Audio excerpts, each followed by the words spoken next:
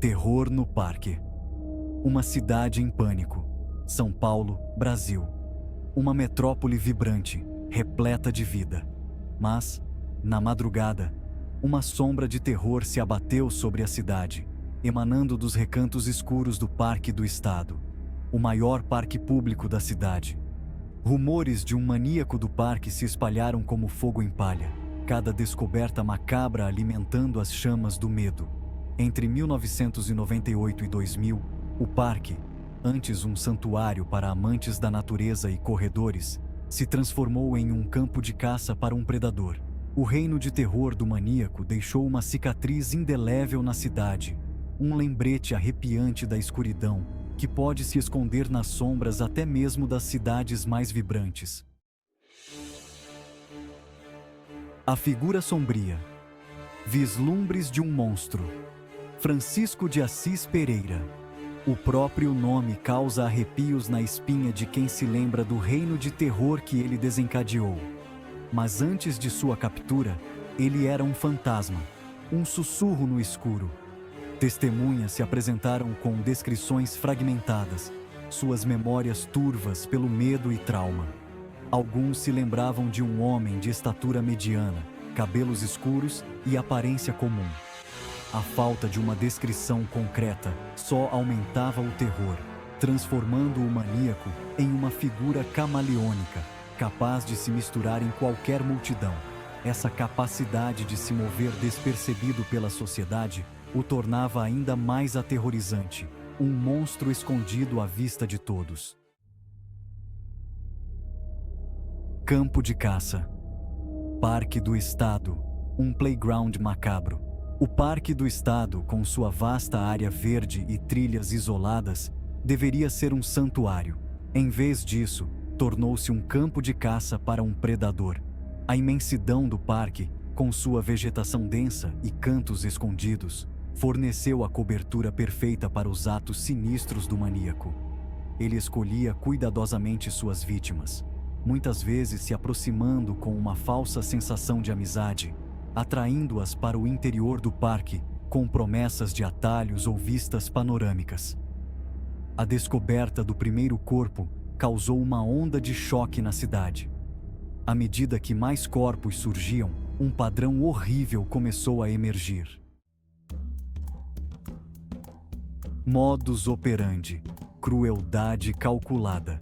O maníaco do parque não matava de forma rápida ou limpa. Seus crimes eram atos de crueldade calculada, projetados para infligir o máximo de dor e terror. Ele prendia e torturava suas vítimas, submetendo-as a horrores inimagináveis antes de finalmente tirar suas vidas.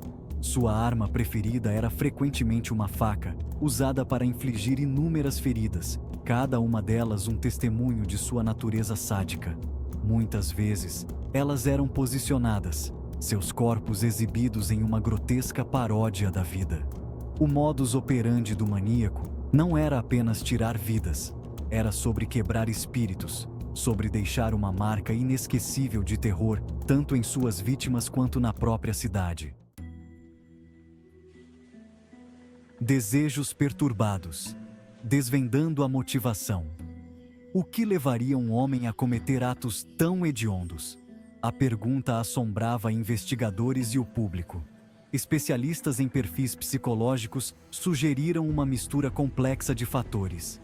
A brutalidade dos crimes, juntamente com o planejamento meticuloso e a exposição dos corpos, sugeriam um ódio profundo pelas mulheres, possivelmente decorrente de um histórico de rejeição ou abuso. Apesar das várias teorias, os verdadeiros motivos do maníaco permaneceram envoltos em mistério, aumentando o enigma do caso e o terror que tomava conta da cidade. A investigação. Uma corrida contra o tempo.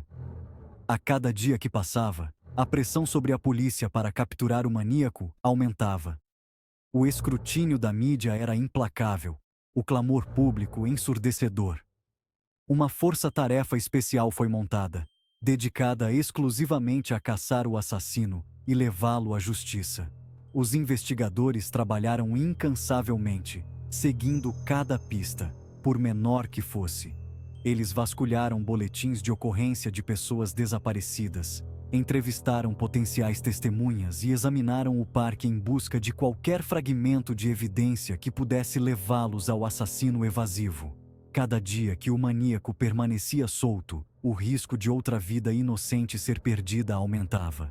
A polícia estava engajada em uma corrida contra o tempo, uma batalha desesperada para deter um monstro antes que ele pudesse fazer outra vítima. Pistas falsas e becos sem saída. O fantasma indiscernível. A investigação do caso do maníaco do parque era um labirinto de pistas falsas e becos sem saída.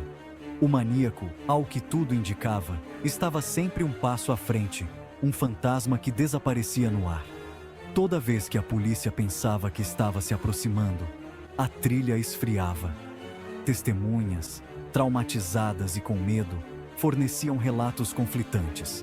Algumas alegavam ter visto o maníaco, mas suas descrições variavam muito. A falta de evidências concretas era uma frustração constante.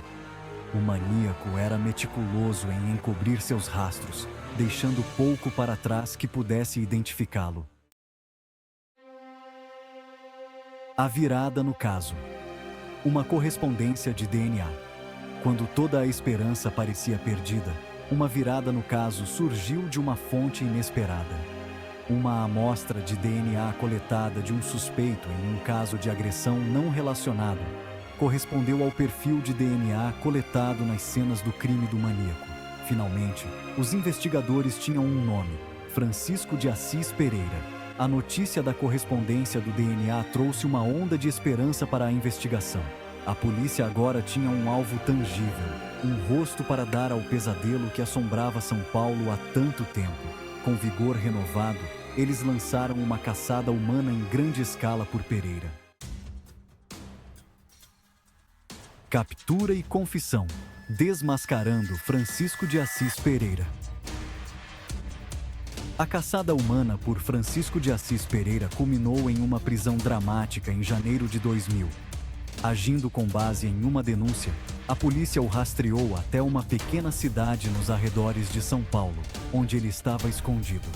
Quando confrontado, Pereira não ofereceu resistência, seu comportamento estranhamente calmo e distante, como se ele estivesse esperando por este dia. Sob custódia, Pereira confessou os assassinatos, suas admissões arrepiantes enviando ondas de choque por todo o país. A captura de Pereira trouxe uma sensação de alívio para a cidade, mas também abriu uma caixa de Pandora de perguntas. Depois da tempestade, justiça e seus limites. O julgamento de Francisco de Assis Pereira foi um espetáculo midiático, transmitido para todo o país. A acusação apresentou uma montanha de evidências, detalhando a natureza cruel de seus crimes e o planejamento meticuloso envolvido. Em 2001, Pereira foi considerado culpado pelos assassinatos de 7 mulheres e pelo estupro e tentativa de homicídio de outras 9. Ele foi condenado a 268 anos de prisão, garantindo que passaria o resto de seus dias atrás das grades. Embora o veredito tenha trazido uma sensação de justiça, ele não poderia apagar a dor e o sofrimento que ele havia infligido. O caso do maníaco teve um impacto profundo na sociedade brasileira, provocando um debate nacional sobre a violência contra a mulher. Relembrando as vítimas, um legado de perda. Após a captura e condenação do maníaco do parque, o foco mudou para as vítimas e suas famílias. As mulheres que perderam suas vidas no Parque do Estado não eram apenas estatísticas, eram filhas, irmãs, amigas, suas vidas interrompidas por um ato de violência sem sentido. Memoriais foram realizados, vigílias foram organizadas e esforços foram feitos para fornecer apoio e aconselhamento às famílias deixadas para trás. O legado do caso do maníaco do parque se estende muito além dos limites do parque, servindo como um lembrete gritante da importância da vigilância e da necessidade de enfrentar as causas profundas da violência contra a mulher.